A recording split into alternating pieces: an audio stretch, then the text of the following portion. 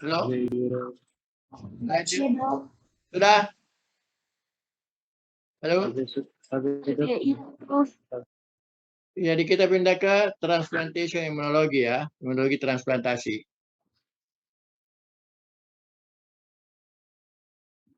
Jadi kuliah ini akan menerangkan apa yang terjadi jika kita melakukan transplantasi. Apa artinya transplantasi? Kita memindahkan jaringan organ dari tubuh seseorang ke tubuh orang lain. Misalnya ginjal dari si A dipindahkan ke si B. Ini transplantasi ginjal namanya. Yang akan kita bahas di sini adalah bagaimana imunologinya. Bagaimana respon imun terhadap pendatang ini. Kita tahu bahwa ginjal dari orang lain masuk ke ginjal seseorang.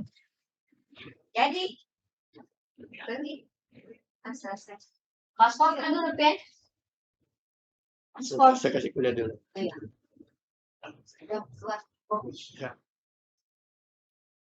Jadi transplantasi imunologi ini seperti itu. Kita ingin membahas tentang bagaimana sistem imun kita melihat ke pendatang baru, kedatangan jaringan baru, jaringan lain, jaringan asing atau sel asing.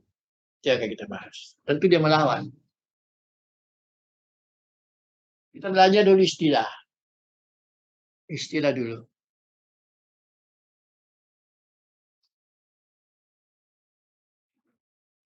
Transplant rejection, penolakan. Jadi kalau umpamanya terjadi penolakan, artinya sama dengan dikatakan gagal. Graft failure. Graft itu adalah nama daripada jaringan yang dipasang. Graft namanya.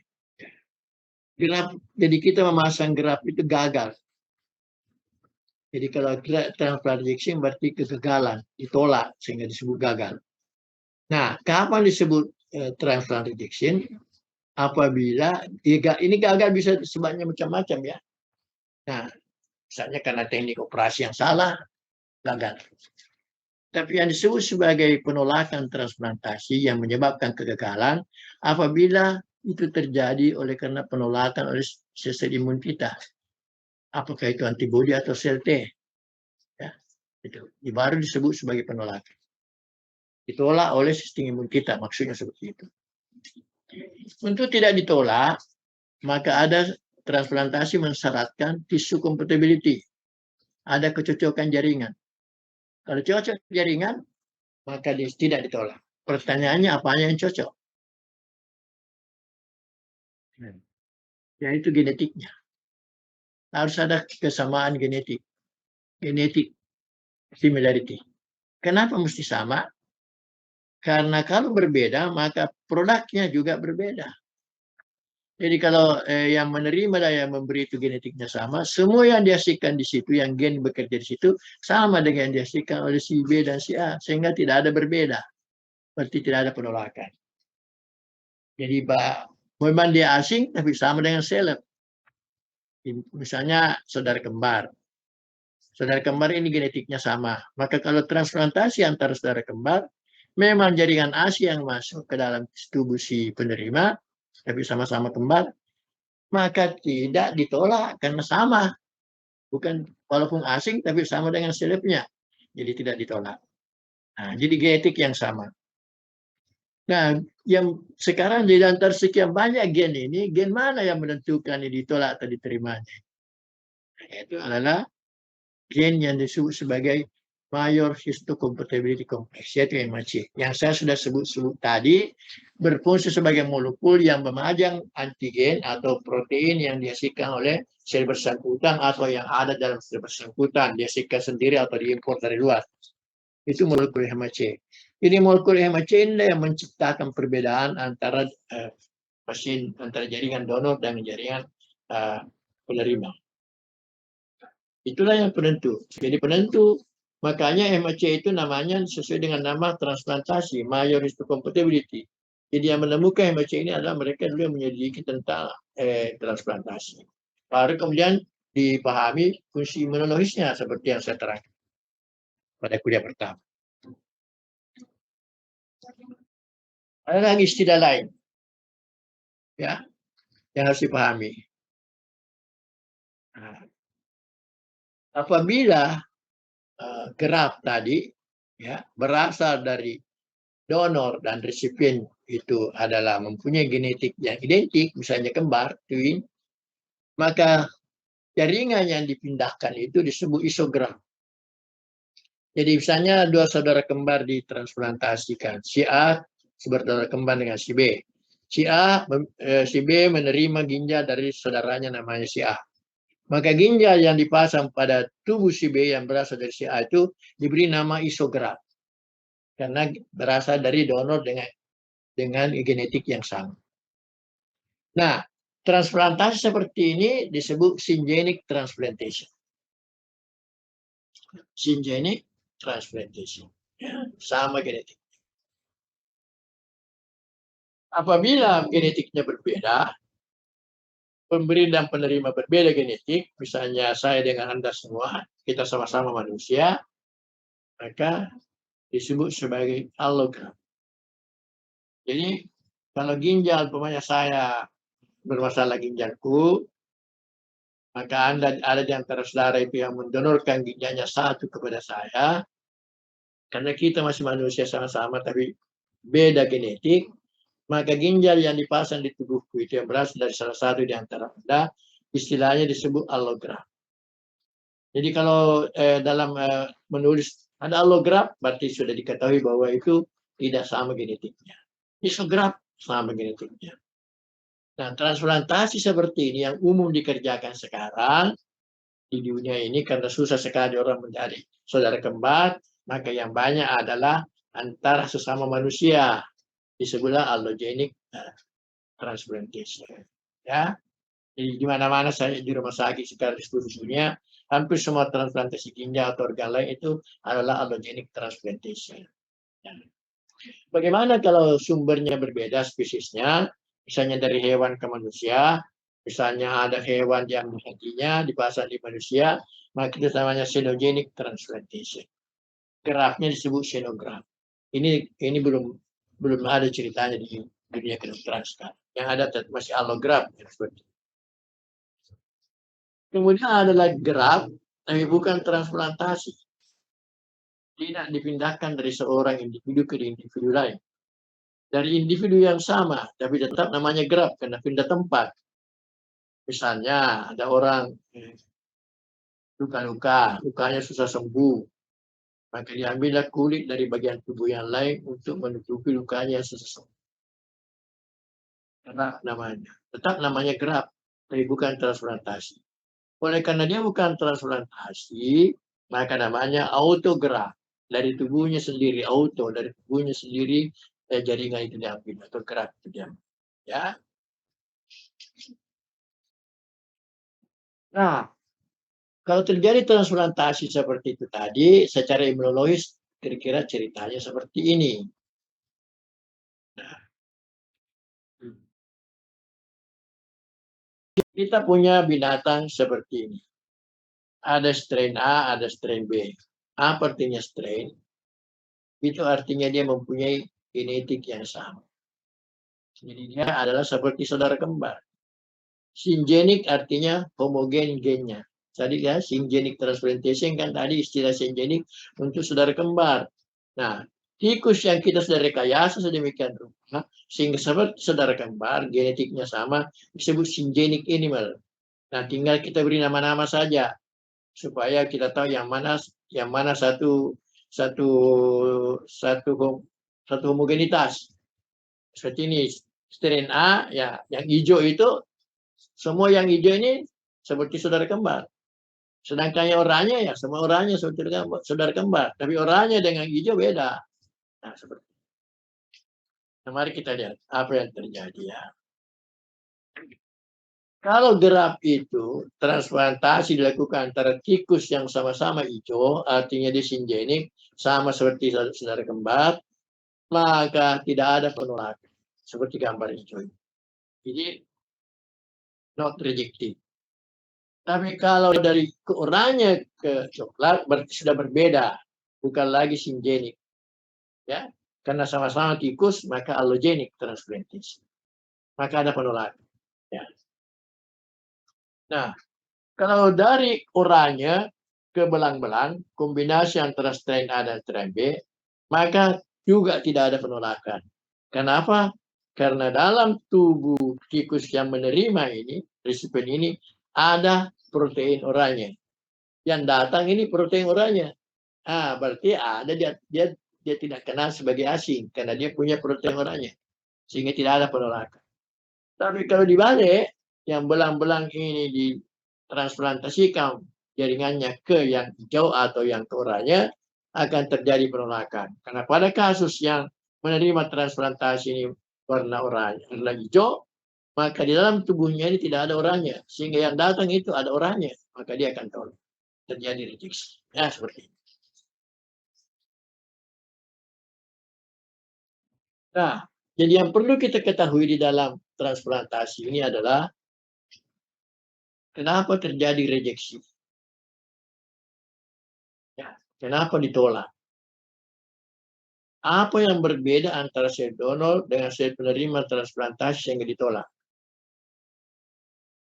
Bagaimana mekanisme respon imun penerima menolak allograft? Ya. Tes apa yang bisa digunakan? Type ya, namanya tipe apa ya? Penolakan. Bagaimana nasib allograft yang ditolak? Nah, ini yang kaget. Ya, tesnya disebut HLA typing. Ya, tadi kan sudah kita sebut bahwa penentu genetik yang membuat itu sama atau tidak sama adalah HLA, Human Leukocyte Antigen, yang nama lain daripada MHC, Major Histocompatibility Complex. Nama lain daripada MHC itu ada Human Leukocyte Antigen. Jadi sekarang namanya tesnya HLA typing. Jadi kalau orang mau menerima, memberi atau menerima, maka antara keduanya penerima dan pemberi dilakukan HLA typing untuk melihat perbedaannya.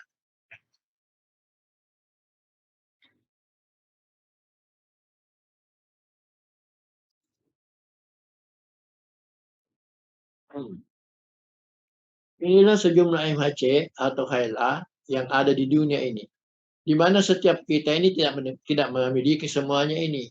Kita ada ambil sebagian-sebagian saja dari macam-macam ini. Karena saudara kembar, dia ambil sama. Misalnya ada 151 ini HLA, saudara kembarku kalau saya lakunya, maka apa yang diambil itu juga saya ambil, sehingga homogen antara saya dengan sama gitu. Makin jauh perbedaan kita, maka makin banyak berbeda. Saudara sendiri, saudara tidak kembar, itu banyak yang sama, sedikit yang beda. Sehingga bisa terjadi transplantasi antara keduanya yang bersaudara itu lebih ringan penolakannya. Banding kalau orang lain sama sekali. Karena makin banyak HLA yang berbeda. Makin banyak MHC yang berbeda. Ya, seperti itu. Sehingga responnya makin hebat.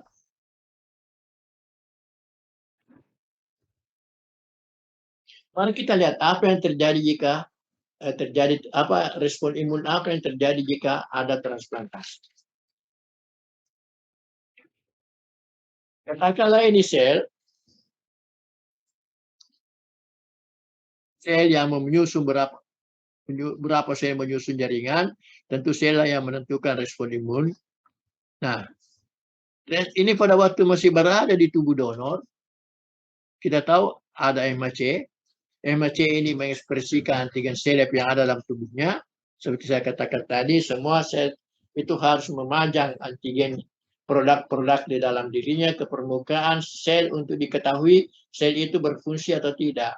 Kalau tidak berfungsi akan dibunuh oleh natural killer cell. Jadi kalau Anda ditugaskan membuat apa saja, membuat sepatu misalnya, ternyata sepatu Anda tidak pajang di luar, data natural killer cell sweeping, kau dibunuh karena tidak menghasilkan produk. Seperti itu. Nah, setiap sel yang ada itu seperti itu tadi. Dia akan mengekspresikan MHC dengan protein yang ada di permukaannya. Protein seleb. Seleb peptida. Peptida seleb. Apabila oleh dokter, sel ini dipindahkan ke tubuh resipien, tubuh orang lain, maka sel yang tadinya itu adalah seleb berubah menjadi antigen asing bagi penerimanya. Ya, endogenik disebut ada allogenik hemasé. Allogenik tadi itu manusia sama manusia. Nah, jadi hemasenya berbeda allogenik. Jadi dia dilihat sebagai antigen yang akan diresponi oleh respon imun. Terjadilah imunorespon yang menghasilkan aktivitas berbagai imunokomputer sel, membunuhlah sel yang datang itu, terjadilah kegagalan gerak, kemudian artinya geraknya mati karena dibunuh oleh imunokomputer sel kita atau sel-sel berpotensi imun kita, terutama sel T, maka terjadi istilah penolakan. Jadi sel yang ditransplantasikan itu mati. Oleh karena diserang oleh sistem imun kita, terjadilah istilah penolakan transplantasi atau rejection.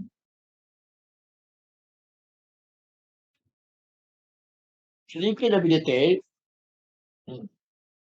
Jadi, nah, tadi kita sudah terangkan bahwa sel dendritik sel sangat penting untuk mempresentasikan antigen kepada sel T agar sel T berespon. Sampai kita tadi rekayasa itu untuk tumor vaksin menggunakan dendritik sel seperti tadi. Intinya dendritik sel. Nah, ini penting lagi dendritik sel sini. Ya. Dendritik sel inilah kunci untuk aktivasi sel T. Dendritik sel bekerja, maka sel T aktif menyerang gerak dan gerak mati.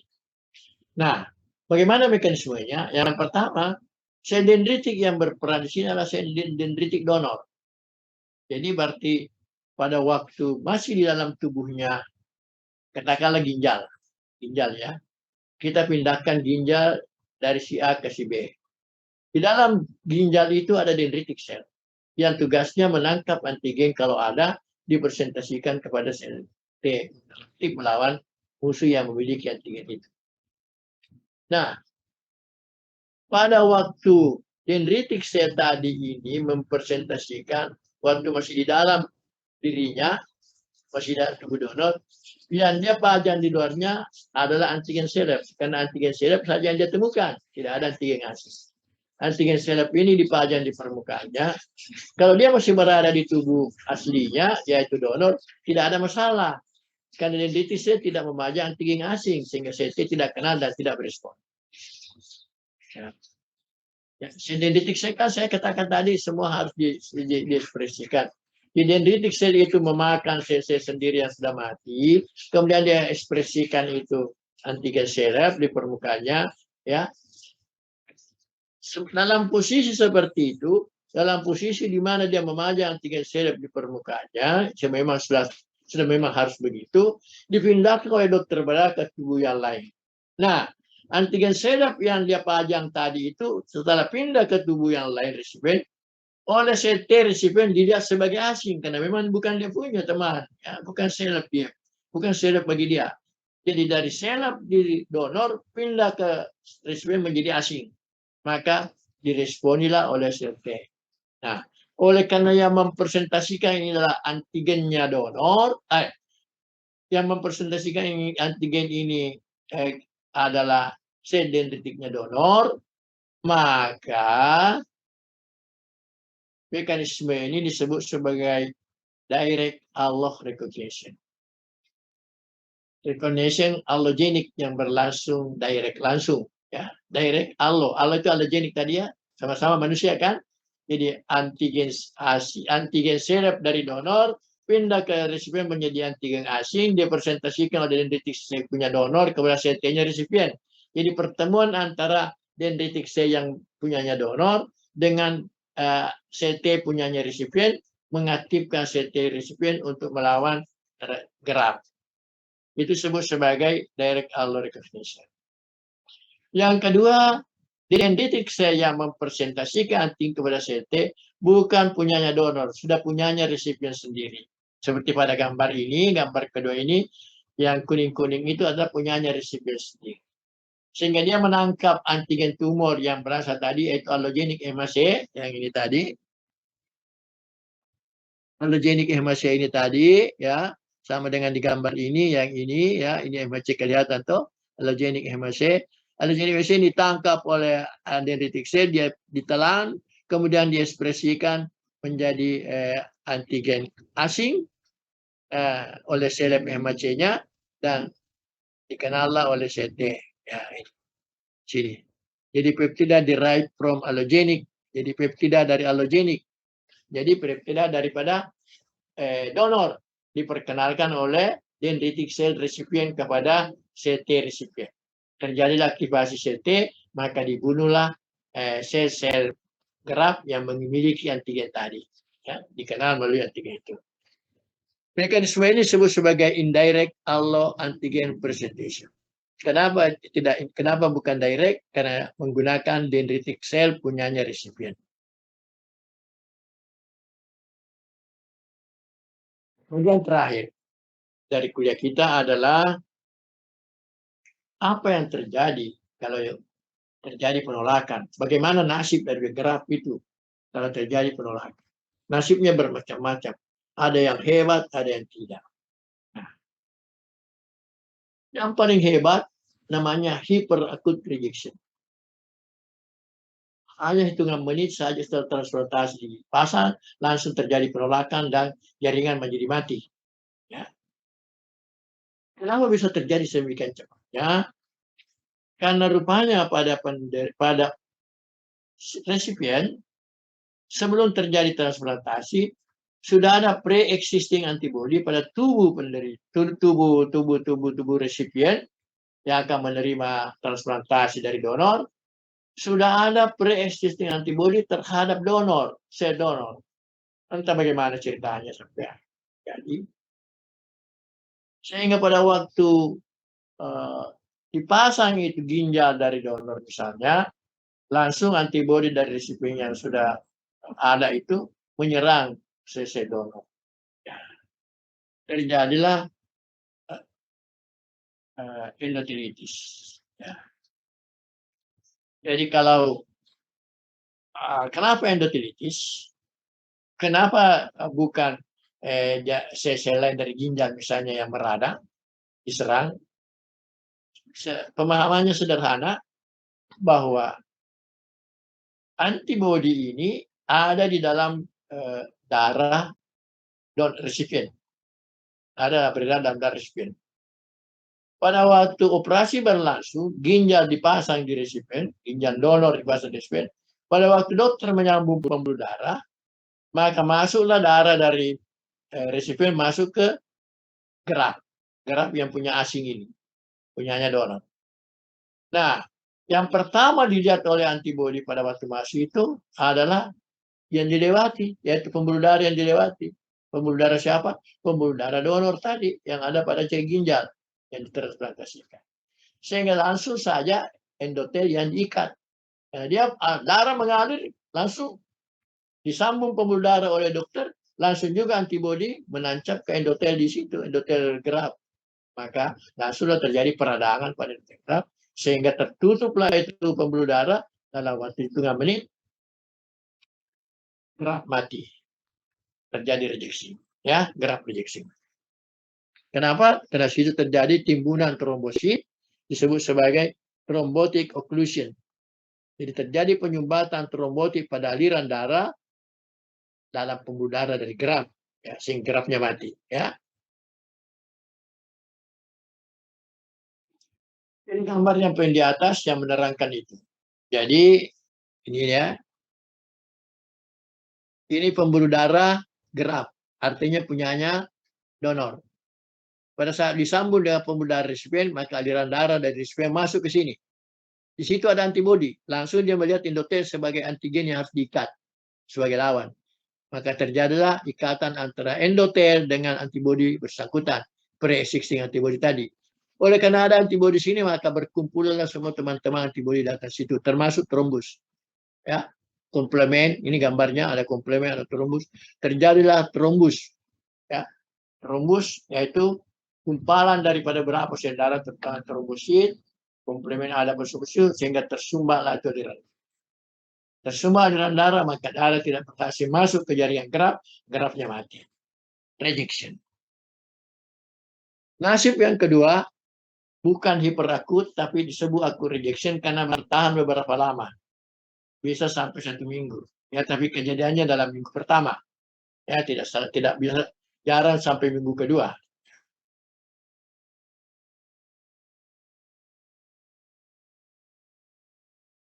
Di sini tidak ada pre-existing antibody.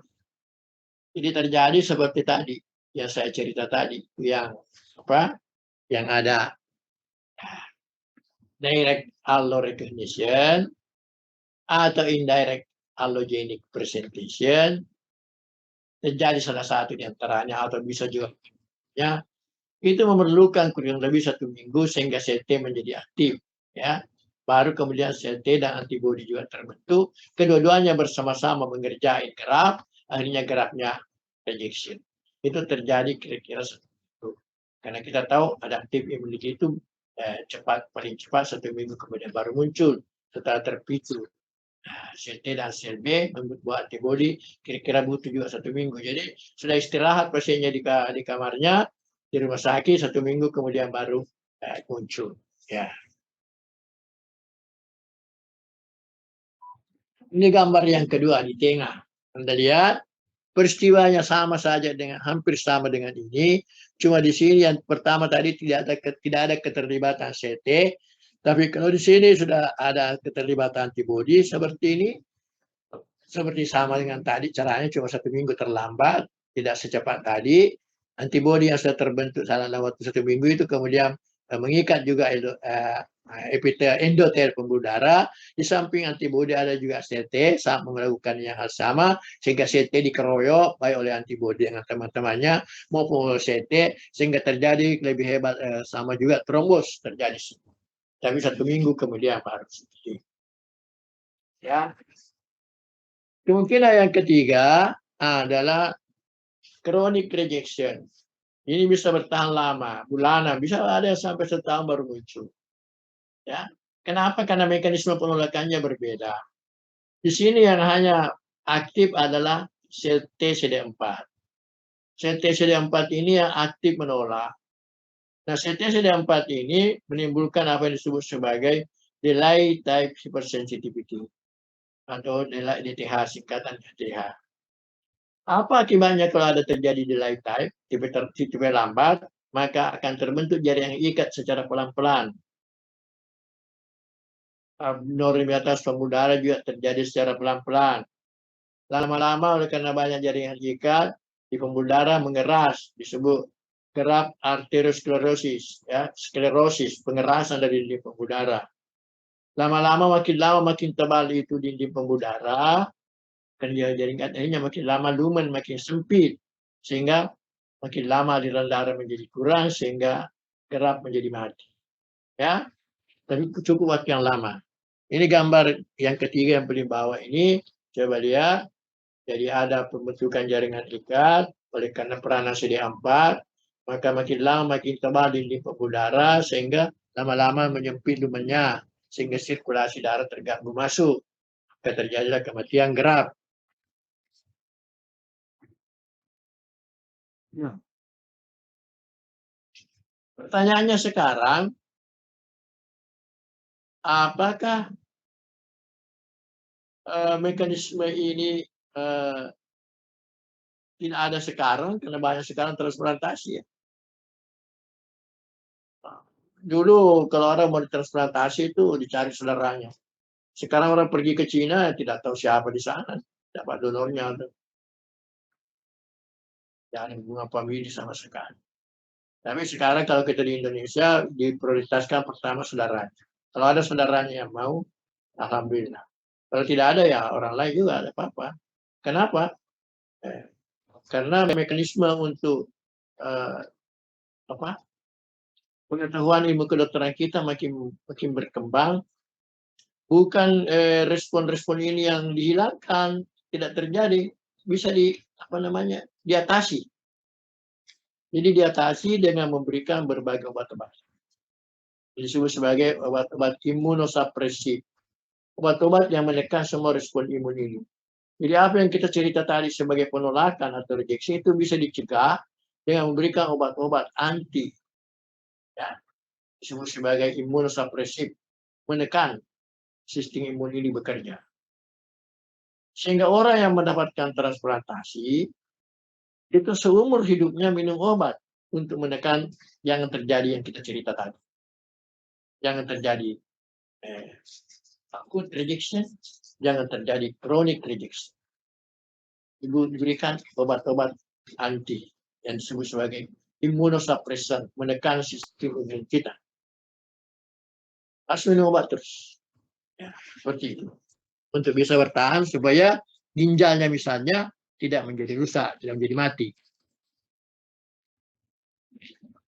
Nah, tadi kita bercerita atau menerangkan tentang bagaimana respon imun kita menolak pendatang yang datang. Orang asing yang datang, atau jaringan asing yang datang.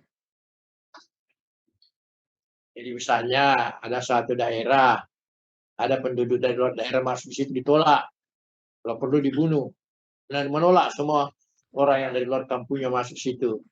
Nah itu tadi sama dengan ceritanya dengan transplantasi tadi. Tidak mau terima ginjal asing, apapun gunanya tidak mau saya terima itu. Itu. Alasan ekonomi didatangkan, tidak mau saya tolak itu, tidak mau. Tidak boleh ada orang asing di sini. Itu sistem imun kita seperti itu. Tapi dikendalikan oleh dokter dengan menekannya supaya jangan berespons merusak seperti itu. Nah, kebalikan dari itu ada bukan pendatang yang ditolak, tapi sehingga dibunuh oleh penduduk situ, tetapi pendatang yang membunuh penduduk asli. Nah, contoh di Amerika pada sejarahnya ratusan tahun yang lalu, orang Eropa yang datang ke sana itu membunuh orang-orang apa ini, Indian. Nah, dalam tubuh kita ada juga penyakit seperti begitu. Jadi transplantasi terjadi, sel-sel yang ditransplantasikan ini yang menimbulkan masalah. Nah, masalah pada orang yang mendapat transplantasi. Nah, disebut sebagai graft versus host disease. Ya, bila sel-sel yang ditransplantasikan itu bukan ginjal, bukan jantung, tapi yang ditransplantasikan itu adalah immunologically kompeten. Jadi ada sel-sel yang asli yang dimasukkan ini imunologically kompeten, berkompetensi imunologis.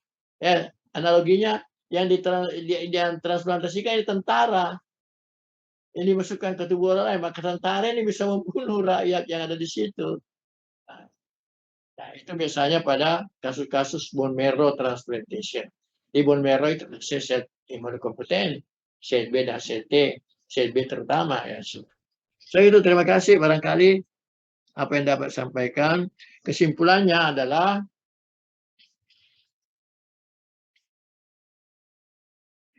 penolakan jaringan transplantasi itu dilakukan oleh sistem imun kita, ya. Dan penentu utamanya diterima atau tidak diterimanya adalah persamaan atau perbedaan MHC.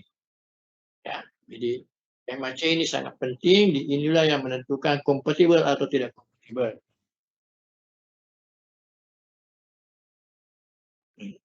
Antigen dari allograft yang dikenal oleh CT adalah allogenik MHC. Jadi allogenik. Jadi MHC-nya yang beda, maka allogenik, maka MHC-nya dikenal sebagai asing yang harus dilawan.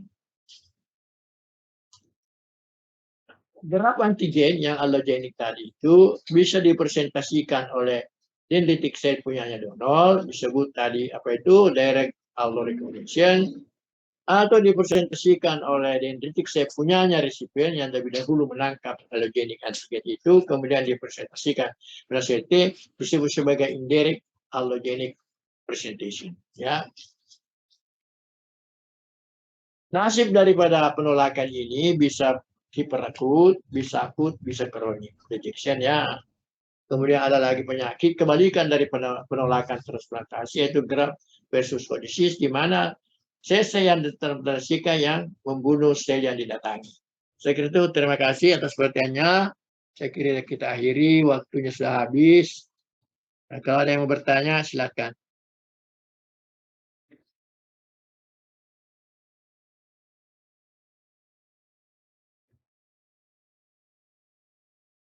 Ada yang mau bertanya?